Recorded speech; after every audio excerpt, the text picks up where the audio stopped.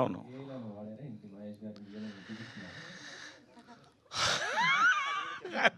లేదు లేదు, అది కూడా చెప్పకూడదు. అది కూడా చెప్పకూడదు.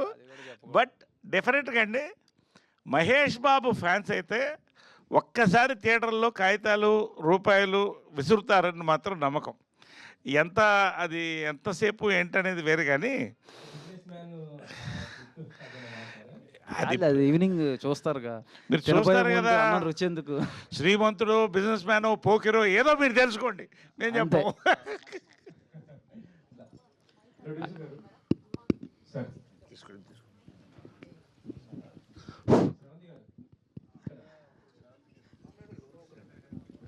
వెంకట్ గారు హాయ్.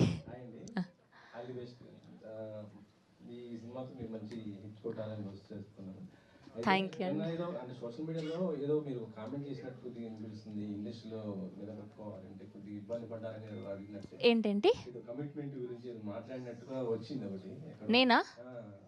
నేను మాట్లాడలేదు. ఇంటర్వ్యూలో ఎక్కడో కాదు కాదు, నేను ఒక పోస్ట్ పెట్టినప్పుడు ఇలా హోస్టింగ్ ఫీల్డ్లోకి రావాలి అంటే కమిట్మెంట్ లేకుండా ఎలా రావాలి అని ఒక అమ్మాయి కింద కమెంట్ పెట్టారండి అని అన్వర్ గారి ఇంటర్వ్యూలో చెప్పాను. నాకని కాదు, నేను ఇన్నేళ్ళు సక్సెస్ఫుల్గా హ్యాపీగా మీలాంటి అందరితో కలిసి పనిచేస్తున్నా, నేను ఎప్పుడు అలాంటివి ఫేస్ చేయలేదండి. కాదండి, ఇప్పుడు ఇన్ని సంవత్సరాలు నిలదొక్కోవాలి, 50 ఏళ్ళు అంటే నేను కూడా కమిట్మెంట్ ఉండాలి కదా. ఆల్రెడీ మీకుంది కదా సార్ కమిట్మెంట్. కమిట్మెంట్ ఇచ్చి ఉంటే కదా మీరే ఆలోచిస్తారు.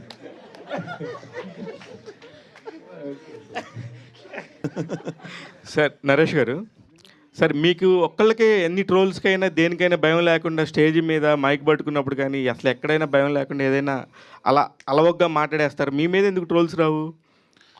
ఎందుకంటే ఒకటండి, ఇమ్యూన్ అయిపోతారు. ఇప్పుడు ఎంత ట్రోల్ చేస్తారు ఎవరైనా కూడా. ఇప్పుడు అయిపోయిందంటారు అది. నాకు కావాల్సింది నేను మాట్లాడతా, నువ్వు ట్రోల్ చేసుకో, నాకేం పోయింది, ఓకే, నాకేం నష్టంలే కదా. ఓకే, నాకు కావాల్సినట్టు నేను బతుకుతా, నాకు కావాల్సినట్టు మాట్లాడతా, నాకు కావాల్సిన సినిమా నేను చేస్తా. హ్యాపీగా చూడండి, ట్రోల్ చేయండి, అప్రిషియేట్ చేయండి, కమెంట్ చేయండి, ఏదైనా let them enjoy. I'm enjoying my life అంతే. కింగ్ సైజ్ లైఫ్ అనుభవిస్తున్నారు సార్. ఫిబ్రవరి 20th అమ్మగారిది, పవిత్ర గారిది సినిమా. 3 కాకుండా ఇంకేమైనా రేపు ఇంకేమైనా సర్ప్రైజింగ్ ఎలిమెంట్ ఉంటుందా? అది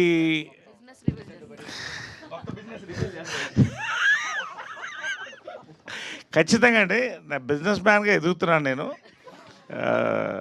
అని అవునండి, వాస్తవం. ఫుడ్ బిజినెస్లోకి దిగాను, రియల్ ఎస్టేట్ ఉంది, కన్స్ట్రక్షన్లోకి వెళ్ళాను, ఇంకా ఆఫీస్ స్పేసెస్లోకి వెళుతున్నాను. So I'm enjoying every business. So ఈ బిజినెస్ ఖచ్చితంగా రేపు చూసిన వాళ్ళు ఎంజాయ్ చేస్తారని మాత్రం నా నమ్మకం. నరేష్ గారు, ఈ యూనిట్లో అందరికంటే రెమ్యునరేషన్ ఎక్కువ తీసుకుంది మీరే అని వినపడుతుంది. ఎందుకంటే వరుస సినిమాలు హిట్లు అవుతున్నాయి మీరు ఉంటే అని చెప్పేసి రెమ్యునరేషన్ పెంచారంట, నిజమే? లేదండి, అది వాస్తవం. వాళ్ళకి అది నిర్మాతలు చెప్పాలి. నేను ఎప్పుడు కూడా అండి, ఇప్పుడు కాదండి, ఇంకొక 10 సక్సెస్లు వచ్చినా కూడా సినిమా పట్టి నా రెమ్యునరేషన్ అడుగుతాను, కానీ దాని బడ్జెట్, దాని క్యాలిబర్, క్వాలిటీ, నా క్యారెక్టర్ పట్టి అడుగుతాను తప్ప స్లాబ్ రేట్లు పెట్టడం నాకు ఇష్టం లేదండి. I'm not for the slab rate, because I'm for the film first అండి.